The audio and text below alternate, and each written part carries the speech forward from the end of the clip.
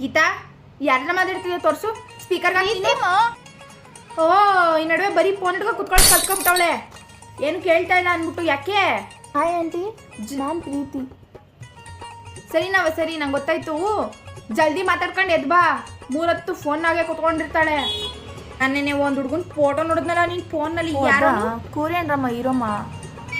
ಯಾವೀರ ಮಾ ಯಾವನು ಗೊತ್ತಿಲ್ಲ. ಫಸ್ಟ್ ಮೊಬೈಲಿಂದ ತೆಗಿ ಅದನ್ನ. ನಿಮ್ಮ ಅಪ್ಪ ನೋಡಿದ್ರೆ ಸುಮ್ಬಿಟ್ಟನ ನಿನ್ನ. ಹಿಂಗೆಲ್ಲ ಮಾಡ್ಬಿಡ ಕಣವ. ಯಾಕವ? ಸರಿ ಮಾ ತೆಗಿತೀನಿ. ಬಿರ್ನೆ ತೆಗ್ದುಬಿಡು. ನಿಮ್ಮ ಅಪ್ಪ ಬರೋ ಅಷ್ಟರಲ್ಲಿ ಪೂರ್ಣಿಮೆ ಇದ್ಲಿ ಅಕ್ಷಿತಾ ಅಂದ್ಬಿಟ್ಟು ಅವಳು ಓಡೋಗಿದ್ಲಂತೆ ಕಣೆ. ನೀನು ಯಾವಾಗ ನೋಡ್ರು ಅವಳ ಸಂಗಡನೆ ಬಿದ್ದಿರ್ತಾ ಇದ್ದೆ.